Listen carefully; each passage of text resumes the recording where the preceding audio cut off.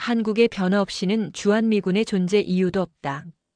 주한미군 사령관 그랜트 웨슬리의 차가운 한마디가 한반도의 전역을 단숨에 얼어붙게 만들었습니다. 하지만 그날 밤 워싱턴에선 또 하나의 폭탄이 터지고 있었습니다. 백악관이 한국산 반도체에 100% 관세 폭탄을 준비한 겁니다. 삼성의 기술력을 정면으로 꺾겠다는 노골적인 전략이었죠. 전 세계는 입을 모았습니다.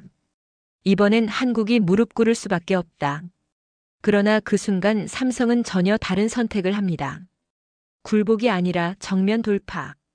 그 한수에 실리콘밸리가 술렁였고 월스트리트가 경고음을 울리기 시작했습니다. 한국 없으면 미국도 없다. 70년 동맹사에서 처음으로 한국이 주도권을 쥔 역사적 순간. 과연 무엇이 미국을 이렇게까지 흔들어 놓은 걸까요? 그리고 그 숨겨진 힘의 정체는 무엇이었을까요? 그 전에 구독과 좋아요는 감동 무비의 영상 제작에 아주 큰 힘이 됩니다. 저는 지금도 그날의 충격을 잊을 수 없습니다. 2025년 3월 14일 화요일 아침 7시 23분 제 휴대폰에 뜬 긴급 뉴스 알림이 전 세계를 뒤흔들었거든요. 주한미군 사령관 한국 철수 시사 발언이 제목을 본 순간 정말 시간이 멈춘 것 같았어요. 심장이 덜컥 내려앉으면서 손에 들고 있던 커피잔이 떨어질 뻔했습니다. 70년 동맹사에서 이런 직접적인 압박이 나올 줄은 꿈에도 몰랐거든요. 하지만 진짜 충격은 따로 있었어요. 바로 그날 오후 2시에 터진 소식이었죠.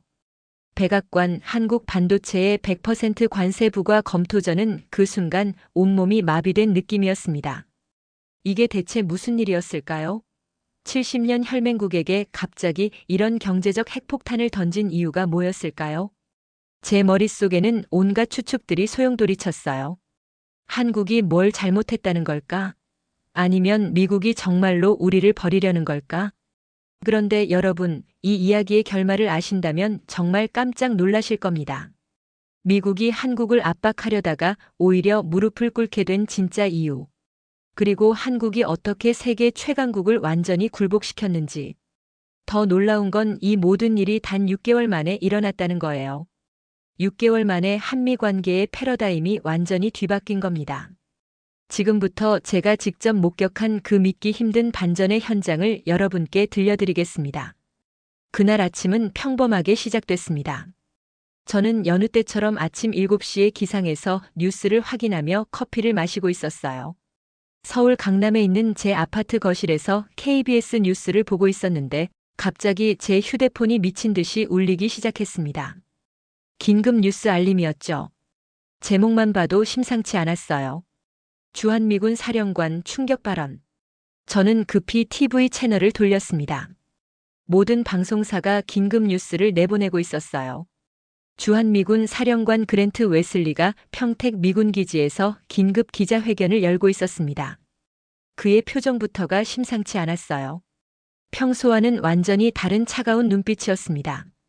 한국의 전략적 가치에 대한 재평가가 필요한 시점이라고 봅니다. 웨슬리 사령관이 준비된 원고를 읽기 시작했어요. 현재와 같은 일방적 관계 구조로는 주둔의 합리적 이유를 찾기 어렵습니다. 저는 TV 앞에 못 박힌 듯 서 있었어요. 이게 정말 70년 동맹국 미군 사령관의 입에서 나온 말인가 싶었거든요. 커피잔을 들고 있던 제 손이 덜덜 떨렸습니다. 기자들의 질문이 쏟아졌어요. 사령관님, 이것이 철수를 의미하는 겁니까? 구체적인 일정이 있습니까? 웨슬리 사령관은 차분하게 답했습니다. 모든 옵션이 테이블 위에 있습니다. 워싱턴의 최종 결정을 기다리는 중입니다. 하지만 진짜 충격은 바로 그 다음이었습니다. 같은 날 오후 2시 백악관에서 더욱 강력한 펀치가 날아왔어요.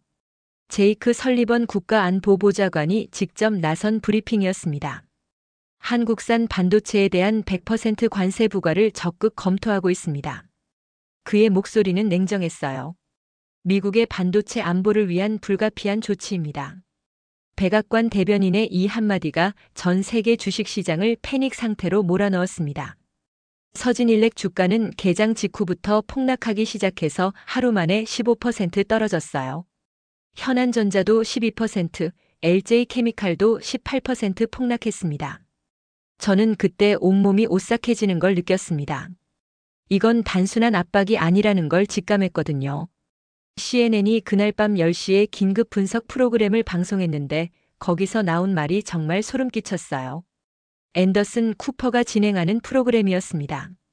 이는 사실상 주한미군 감축과 경제 압박을 동시에 추진하는 투트랙 전략으로 분석됩니다. 국제 정치 전문가들이 나와서 분석했어요. 70년 한미동맹사에서 이런 직접적 압박은 전례가 없습니다. 트럼프 행정부가 한국에 대한 근본적 정책 변화를 시도하는 것 같습니다. 그런데 여러분, 진짜 무서웠던 건 그 다음에 나온 백악관 고위 관계자의 비공개 발언이었습니다. 워싱턴 포스트의 익명으로 제보된 내용이었죠. 이번 조치는 한국을 굴복시키려는 것이 아닙니다. 전략적 견제 작전입니다. 한국이 우리 예상보다 너무 커졌어요.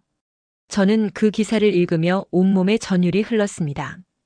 한국은 더 이상 우리가 보호해주는 동맹국이 아닙니다. 이제는 우리와 경쟁하는 상대예요. 70년 동안 우리를 보호받는 나라로 봤던 미국이 드디어 한국을 경쟁자로 인정한 순간이었습니다. 물론 그때는 이게 어떤 의미인지, 어떤 결과를 가져올지 정확히 몰랐지만요. 미국의 압박이 시작된 지 사흘째 되던 날이었습니다. 저는 그날도 여느 때처럼 아침 뉴스를 보고 있었는데 갑자기 특종 뉴스가 터졌어요. 워싱턴에서 열린 한 비공개 회의 내용이 유출된 거였습니다. 미국 정부 고위 관계자들이 모인 국가안보회의였는데 거기서 나온 대화가 정말 충격적이었어요. 한 참석자가 익명으로 언론에 흘린 내용이었습니다. 한국 반도체 점유율이 우리 안보의 위협적 수준까지 올라왔습니다. 국방부 조달 담당 차관이 말했다고 해요. 특히 서진일렉의 성장세가 예상보다 훨씬 빠릅니다. 이대로 가면 우리가 완전히 종속될 수 있어요. 그러자 상무부 장관이 맞받아쳤답니다. 기술 협력 중단을 진지하게 검토해야 합니다. 중국과의 기술 전쟁에서 이기려다가 한국에게 모든 걸 빼앗길 수는 없잖아요. 회의실 분위기가 험악해졌다고 해요. 그런데 바로 그때 국방부 장관 로이드 오스틴이 테이블을 탁 치며 소리쳤다는 겁니다. 잠깐만요. 여러분들 지금 뭔 소리 하는 거예요? 서진일렉 없이는 우리 반도체 공급망이 당장 무너집니다. 회의실이 순간 조용해졌대요. 장관이 계속 말했죠. 우리 F-35 전투기, 이지스 시스템, 핵잠수함의 핵심 부품 60%가 서진일렉 제품입니다. 이걸 중단하면 우리 국방력에 구멍이 뚫려요. 저는 그 내용을 읽으며 소름이 끼쳤습니다. 미국이 한국을 압박하려다가 오히려 자신들의 치명적인 약점을 드러낸 거였어요. 그날 저녁 펜타곤에서 추가 브리핑이 있었는데 거기서 나온 숫자가 더 놀라웠습니다. 미군이 사용하는 통신 장비의 74%, 레이더 시스템의 82%가 한국산 반도체를 사용하고 있습니다. 한국 기술이 미군 전력의 근간이 되어 있었던 거예요. 그날 밤 CNN에서 특집 보도가 나왔습니다. 제목부터 충격적이었어요. 한국 기업이 미국의 전략적 아킬레스건이 되었다. 브리지털 맥칼시 기자가 리포트했는데 내용이 정말 심각했어요. 미국이 한국을 압박할수록 오히려 미국 안보에 구멍이 생기는 역설적 상황이 벌어지고 있습니다. 바로 그 다음 주 월요일 오전 10시 서진일렉에서 폭탄 발표를 했습니다. 판교에 있는 서진일렉 본사 대강당에서 이재현 회장이 직접 나선 기자회견이었죠. 저는 현장에 있었는데 분위기가 정말 장엄했어요. 국내외 기자 200여 명이 모였고 카메라만 30대가 넘었습니다. 이재현 회장이 연단에 올라섰을 때 대강당이 조용해졌어요. 그의 표정은 차분했지만 눈빛만은 강렬했습니다. 미국 정부의 일방적 조치에 대해 깊은 유감을 표합니다. 그의 목소리는 낮았지만 단호했어요. 하지만 우리는 흔들리지 않겠습니다. 오히려 이번 기회에 서진일렉의 진짜 실력을 전 세계에 보여드리겠습니다. 기자들이 웅성거리기 시작했어요. 저도 가슴이 두근거렸습니다. 그리고 나서 나온 숫자가 정말 놀라웠습니다. 현재 서진일렉의 글로벌 반도체 시장 점유율은 28%입니다. 회장이 잠시 말을 멈추고 기자들을 둘러봤어요. 특히 미국 내 점유율은 60%에 달합니다. 중국이 30%, 유럽이 45%입니다. 기자회견장이 웅성거렸습니다. 저도 깜짝 놀랐어요. 60%라니. 만약 우리가 공급을 중단한다면. 이재현 회장이 의미심장하게 말을 멈췄어요. 미국 IT 산업의 절반이 마비됩니다. 자동차 산업의 70%가 생산 중단됩니다. 이 발언이 나간 직후 전 세계 언론이 들썩이기 시작했어요. 그날 저녁 미국 국방부에서 긴급 내부 회의가 열렸다는 소식이 들렸습니다. 그리고 익명의 국방부 관계자가 워싱턴 포스트에 털어놓은 말이 정말 충격적이었어요. 우리가 한국을 견제할수록 우리가 더 위험해집니다. 이건 완전한 자의 행위나 다름없어요. 적을 만들려다가 우리 발등을 찍고 있는 격입니다. 미국이 스스로 만든 딜레마에 빠진 순간이었습니다. 서진일렉의 반격 선언 이후 미국 언론의 분위기가 급격히 바뀌기 시작했습니다. 저는 그 변화를 실시간으로 지켜보며 정말 신기했어요. 워싱턴 포스트가 가장 먼저 포문을 열었습니다. 3월 24일 금요일 아침 일면 톱 기사로 실린 사설의 제목이 충격적이었어요. 이제는 우리가 한국 눈치를 봐야 할 판이다. 기사 내용도 놀라웠습니다. 데이비드 이그나티우스 칼럼니스트가 쓴 글이었는데요. 미국이 한국을 압박할수록 우리 경제의 부메랑이 되어 돌아오고 있다. 이는 전략적 실패다. 뉴욕타임스도 비슷한 논조였어요. 같은 날 저녁 온라인판에 올라온 기사 제목이 이랬습니다. 한국 없는 미국 반도체 산업은 상상할 수 없다. 저는 이런 기사들을 보며 정말 감회가 새로웠습니다. 불과 일주일 전까지만 해도 한국을 문제아로 표현했던 미국 언론이 이제는 필수 파트너라고 부르고 있었거든요. CNN에서는 전문가 토론회를 열었어요. 저는 그 방송을 실시간으로 봤는데 내용이 정말 흥미로웠습니다. 한국이 이렇게 빠르게 성장할 줄 누가 알았겠습니까? 조지타운대 국제정치학과 빅터 차 교수가 말했어요. 90년대만 해도 한국은 기술을 받는 나라였는데 이제는 기술을 주는 나라가 됐습니다. 그런데 진짜 놀라운 일은 그 다음에 일어났습니다. 서진일렉이 전격적으로 25조 원 투자 계획을 발표한 거예요. 3월 27일 월요일 오후 2시 이재현 회장이 다시 기자회견에 나섰죠. 이번에는 분위기가 달랐어요. 전 세계 언론이 주목하고 있었거든요. BBC, 로이터, 블룸버그까지 현장에 와 있었습니다. 미국의 압박에 굴복하는 대신 우리는 더 과감하게 앞으로 나아가겠습니다. 이재현 회장의 목소리에는 흔들림이 전혀 없었어요. 향후 3년간 25조 원을 투자해서 차세대 반도체 기술을 완성하겠습니다. 기자회견장에서 박수가 터져 나왔습니다. 저도 모르게 주먹을 불끈 쥐었어요. 투자 내역을 구체적으로 말씀드리면 이나노 공정 개발에 8조 원, 양자 컴퓨팅 칩 개발에 5조 원, AI 전용 칩 개발에 7조 원을 투입할 예정입니다. 숫자 하나하나가 어마어마했어요. 미국이 우리를 배제하려 한다면 우리는 새로운 길을 만들겠습니다. 이 발언이 나간 직후 미국 SNS가 완전히 뒤바뀌었어요. 저는 실시간으로 트위터와 페이스북을 확인했는데 정말 놀라웠습니다. 텍사스에서 올라온 댓글이었어요. 한국 기업이 철수하면 내 일자리가 날아간다. 제발 정부는 한국과 싸우지 마라. 조지아 애틀랜타에서도 비슷한 댓글이 올라왔어요. 서진모터스 덕분에 우리 지역 경제가 살아났는데 이걸 포기하라고. 애리조나에서는 더 구체적인 반응이 나왔습니다. 서진일렉 공장에서 일하는 우리 아버지가 실직하면 우리 가족은 어떻게 살아요? 이런 댓글들이 수만 개씩 올라왔어요. 해시태그도 생겼습니다. 해시태그 한국인의 일자리를 지켜라 해시태그 한국을 힘들게 하지 마라. 특히 텍사스와 애리조나 주민들의 반응이 폭발적이었습니다. 서진일렉과 현안 자동차 공장이 있는 지역 사람들이었거든요. 우리 아이들이 대학 갈 수 있는 것도 한국 기업 덕분이다. 한국 기업을 몰아내면 우리 동네가 완전히 죽는다. 저는 이런 댓글들을 보며 정말 가슴이 뭉클했어요. 한국 기업이 미국 시민들에게 경제적 구원자로 인식되고 있었던 거예요. 미국 노동조합들도 움직이기 시작했습니다. UAW 전미 자동차 노조가 성명을 발표했어요. 한국 자동차 기업들이 미국에서 창출한 일자리는 8만 개가 넘습니다. 정부의 압박 정책을 즉시 중단하라. AFL-CIO도 비슷한 입장을 밝혔어요. 한국 기업들 덕분에 미국 제조업이 부활하고 있는데 이를 포기할 수 없다.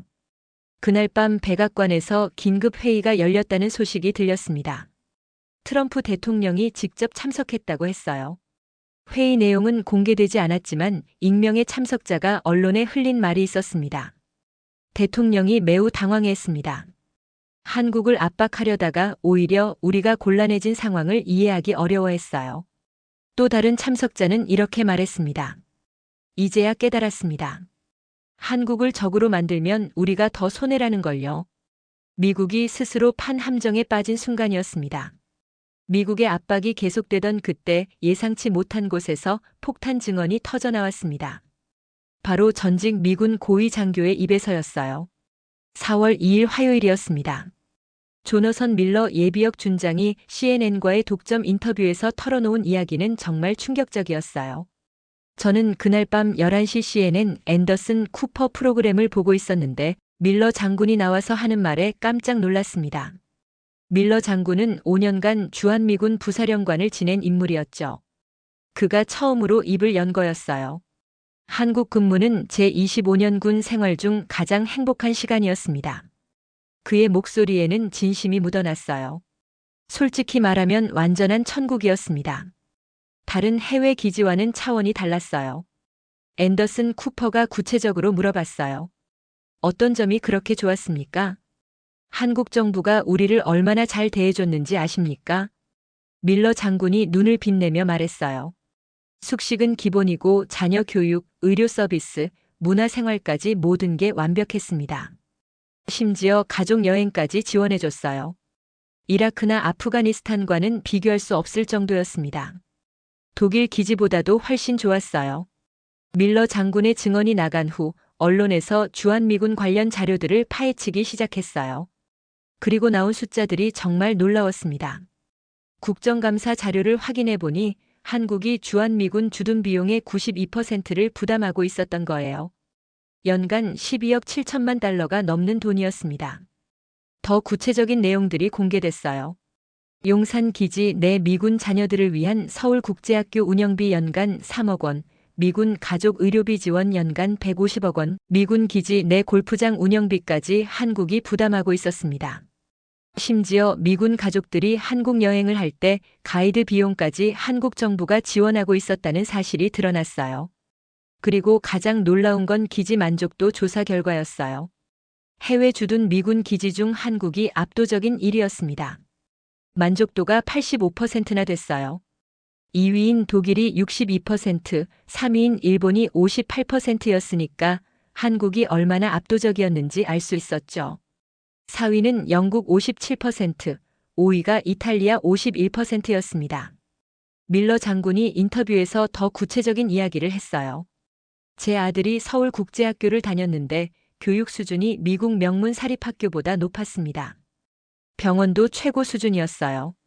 미군 가족이 아픈데 한국 의사들이 24시간 대기하고 있었습니다.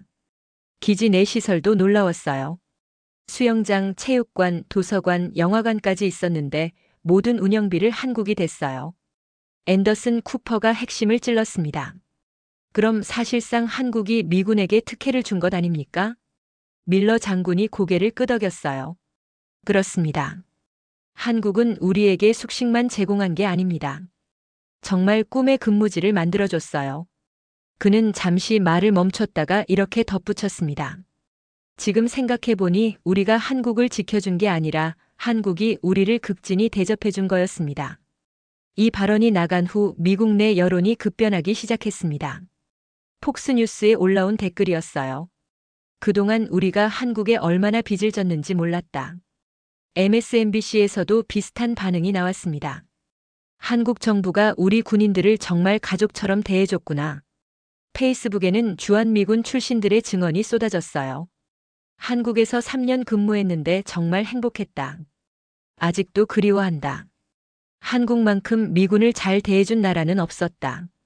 한국 떠날 때 정말 아쉬웠다. 다시 가고 싶다. 심지어 현역 주한미군들까지 SNS에 글을 올리기 시작했어요. 한국이 우리에게 얼마나 좋은지 미국 사람들이 몰라도 너무 모른다. 한국 정부와 국민들에게 정말 감사하다. 저는 이런 반응들을 보며 정말 뭉클했습니다. 70년 동안 숨겨져 있던 진실이 마침내 세상에 드러나는 순간이었거든요. 실상은 미군이 한국에 주둔한 것이 아니라 한국이 미군에게 최고급 대접을 해준 것이었습니다. 주한미군의 진실이 드러난 지 얼마 지나지 않아 또 다른 충격적인 사건이 터졌습니다. 4월 15일 트럼프 정부가 IRA 인플레이션 감축법 개정안을 통해 한국 기업 전기차 보조금을 제외하겠다고 발표한 거예요. 저는 그 소식을 듣고 정말 어이가 없었습니다. 불과 2년 전에도 똑같은 일이 있었는데 똑같은 실수를 반복하는 거였거든요. 백악관 로즈가든에서 열린 기자회견이었어요. 제닛 옐런 재무장관이 직접 나서서 발표했습니다. 미국 자동차 산업 보호를 위해 한국 기업 전기차는 더 이상 보조금 대상에서 제외됩니다. 그녀의 표정은 단호했어요. 이는 미국 우선주의 정책의 일환입니다. 이 발언이 나간 직후 서진모터스와 현안자동차가 즉시 대응에 나섰어요. 서진모터스 김상훈 회장이 그날 저녁 긴급 성명을 발표했습니다. 미국 정부의 일방적이고 차별적 조치에 깊은 유감을 표합니다. 그의 목소리는 차분했지만 단단했어요. 우리는 미국 내 모든 투자 계획을 전면 재검토하겠습니다. 현안자동차 정의연 회장도 비슷한 입장을 밝혔어요. 공정한 경쟁 환경이 보장되지 않는다면 더 이상 미국 투자를 지속하기 어렵습니다. 그리고 바로 그 다음 주 예상했던 일이 벌어졌습니다. 4월 22일 월요일 조지아주 사바나에 있는 서진모터스 공장이 생산 중단을 발표했어요. 저는 현지 기자를 통해 그 소식을 확인했습니다. 공장 정문에 붙은 공지문이 충격적이었어요. 보조금 정책 변경으로 인한 경영 악화로 불가피하게 생산을 중단합니다. 1만 2천 명의 직원들에게 송구하다는 말씀을 드립니다. 현안자동차도 엘라베마 헌츠빌 공장 확장 계획을 백지화했어요. 추가로 8천 명을 고용할 예정이었는데 그 계획이 모두 취소된 거였습니다. 저는 현지 취재를 위해 조지아로 날아갔어요. 공장 앞에서 만난 노동자들의 반응이 정말 충격적이었습니다. 이게 무슨 일이에요? 갑자기 실직이라니. 마이크 존슨이라는 45세 조립라인 근무자가 한탄했어요. 한국 회사가 와서 우리 지역이 살아났는데 정부가 이걸 망치고 있어요. 그의 부인 사라도 분노했습니다. 남편 월급으로 집도 사고 아이들 대학 보낼 생각이었는데 이제 어떻게 하라는 거죠? 미국 자동차 산업이 순식간에 마비 상태에 빠졌어요. 제가 현지에서 확인한 바로는 부품 공급업체들도 연쇄적으로 타격을 받았습니다. 한국 기업에 의존하던 미국 업체들이 줄줄이 생산을 중단했거든요. 델파이, 보쉬, 덴소 같은 대형 부품업체들이 공장 가동률을 50% 이하로 줄였어요. 그러자 미국 언론들이 정부를 맹비난하기 시작했어요. 월스트리트 저널이 가장 먼저 사설을 냈습니다. 똑같은 실수를 반복하고 있다. 2년 전 교훈을 왜 배우지 못했나? 디트로이트 프리프레스는 더 직설적이었어요. 정부가 자국 산업을 파괴하고 있다. 이는 자해 행위다. 정말 웃긴 건 불과 3주 만에 미국 정부가 손을 들었다는 거예요. 5월 13일 같은 제닛 옐런 장관이 완전히 다른 말을 하고 있었어요. 한국 기업 전기차에 대한 보조금 정책을 재검토하겠습니다. 기자들이 추궁했어요. 3주 전과 정반대 입장 아닙니까? 경제 상황 변화를 반영한 것입니다. 옐런 장관의 대답이 궁색했어요. 그리고 한 달 후인 6월 15일 결국 보조금 정책이 완전히 되돌려졌습니다. 트럼프 대통령이 직접 나서서 한 말이 더 놀라웠어요. 한국 기업의 미국 투자는 양국 모두에게 이익이 됩니다. 우리는 한국을 환영합니다. 하지만 서진모터스와 현안자동차는 이번 기회에 더 큰 그림을 그렸습니다. 김상훈 회장이 6월 20일 발표한 계획은 정말 놀라웠어요. 미시간과 텍사스에 메가 공장을 건설하겠습니다. 총 투자액이 50조 원이었어요. 연간 100만 대 생산 능력을 갖춘 거대 공장을 짓겠다는 거였습니다. 이번 위기를 통해 우리는 더 강해졌습니다. 미국 시장에서 절대적 지위를 확보하겠어요. 정의연 회장도 비슷한 발표를 했어요. 플로리다와 노스캐롤라이나에 배터리 생산 기지를 구축하겠습니다. 총 30조 원 투자 계획이었어요. 저는 그때 정말 감탄했습니다. 한국 기업들이 위기를 기회로 바꾸는 전략적 유연성이 대단했거든요. 미국이 압박할 때마다 한국은 더 큰 투자로 응답했어요. 그리고 그 결과는 항상 한국의 승리였습니다. 미국 정부도 이제 확실히 깨달았을 거예요. 한국 기업 없이는 자국 산업도 굴러가지 않는다는 사실을 말이죠. 실리콘밸리에서였어요. 6월 25일 저는 샌프란시스코에서 열린 비공개 CEO 모임에 취재진 자격으로 참석할 수 있었습니다. 그 현장에서 나온 이야기들이 정말 충격적이었어요. 펠러엘토에 있는 한 고급 호텔 컨퍼런스룸에서 열린 모임이었습니다.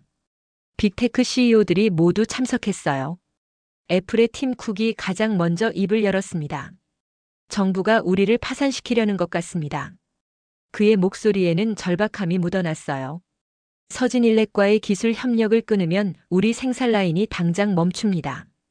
아이폰 핵심 칩의 70%가 서진일렉 기술입니다. 그는 구체적인 숫자를 제시했어요. 이걸 끊으면 애플 매출이 40% 감소할 겁니다. 주가는 반토막 날 거고요.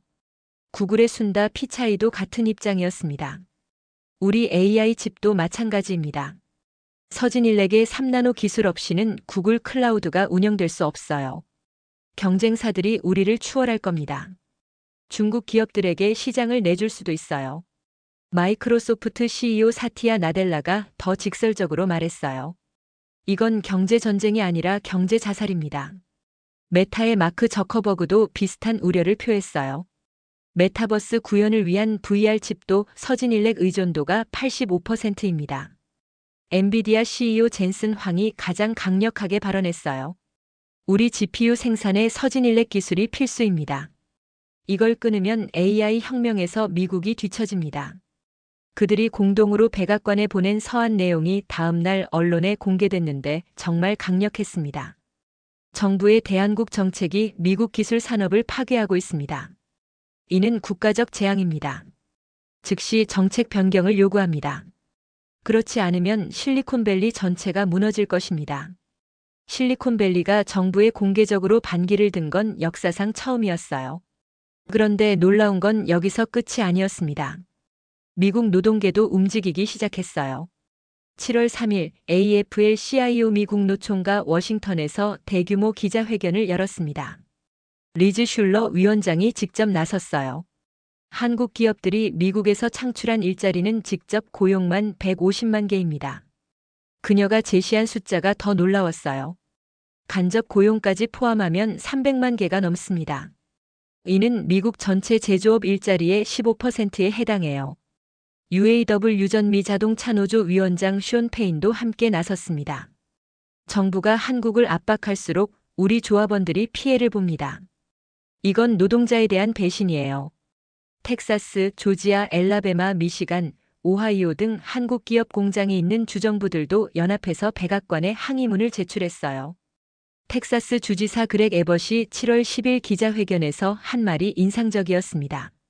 한국 기업들이 우리 주 경제의 핵심입니다.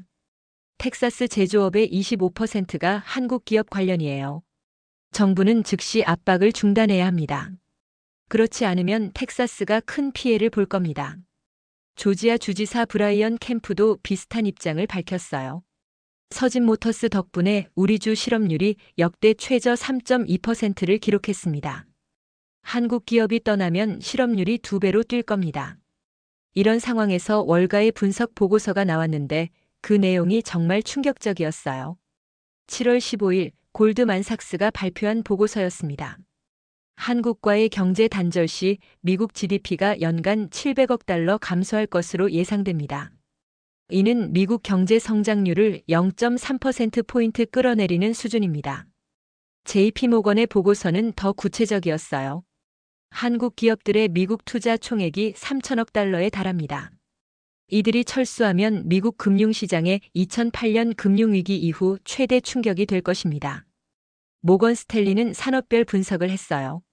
반도체 산업에서 한국 의존도 60%, 자동차 산업 35%, 철강 산업 45%입니다. 한국과 단절되면 이 산업들이 모두 마비될 것입니다. 저는 이런 보고서들을 보며 정말 놀랐습니다. 한국 경제가 미국에 미치는 영향이 이렇게 클 줄은 몰랐거든요. 백악관 경제팀도 이제 심각한 위기감을 느끼기 시작했어요. 7월 20일 익명의 백악관 고위 관계자가 워싱턴 포스트에 털어놓은 말이 있었습니다. 이대로 가면 우리 경제가 먼저 무너집니다. 한국을 압박하려다가 우리가 자살골을 넣고 있는 상황이에요. 또 다른 관계자는 더 직설적이었어요. 대통령께서도 이제 심각성을 깨달으셨습니다. 한국 없이는 미국도 없다는 걸 말이죠. 미국 내부에서 정부 정책에 대한 반란이 전방위적으로 일어나고 있었습니다. 기업계, 노동계, 주정부, 월가가 모두 한 목소리로 정책 변경을 요구했어요. 한국이 미국 경제의 생존과 직결된 존재라는 사실이 더 이상 부정할 수 없을 만큼 명확해진 순간이었습니다. 미국 내부의 반란이 절정에 달했을 때 드디어 백악관이 움직이기 시작했습니다. 저는 그 변화의 신호를 가장 먼저 포착했어요. 2025년 7월 28일 금요일 오후 3시 백악관에서 갑작스런 발표가 나왔습니다. 한미 정상회담을 긴급 개최합니다. 카린 장 피에르 백악관 대변인이 직접 발표했어요. 트럼프 대통령이 윤석열 대통령에게 직접 전화를 걸어 요청했습니다. 저는 그 순간 깜짝 놀랐어요. 불과 4개월 전까지만 해도 한국을 압박하던 트럼프가 먼저 정상회담을 요청한 거였거든요. 더 놀라운 건 회담 일정이었어요. 단 5일 후인 8월 2일로 잡혔습니다. 정상회담치고는 이례적으로 빠른 일정이었어요. 정상회담은 워싱턴 백악관 오벌 오피스에서 열렸습니다. 저는 백악관 기자단 자격으로 현장에 있었는데 분위기부터 달랐어요. 트럼프 대통령이 윤석열 대통령을 맞이하는 모습이 정말 극진했습니다. 보통은 현관에서 맞이하는데 이번에는 백악관 정문까지 나와서 기다리고 있었어요. 대통령님 정말 반갑습니다. 이렇게 빨리 오셨다니 고맙습니다. 트럼프의 표정에서 긴장감이 느껴졌어요.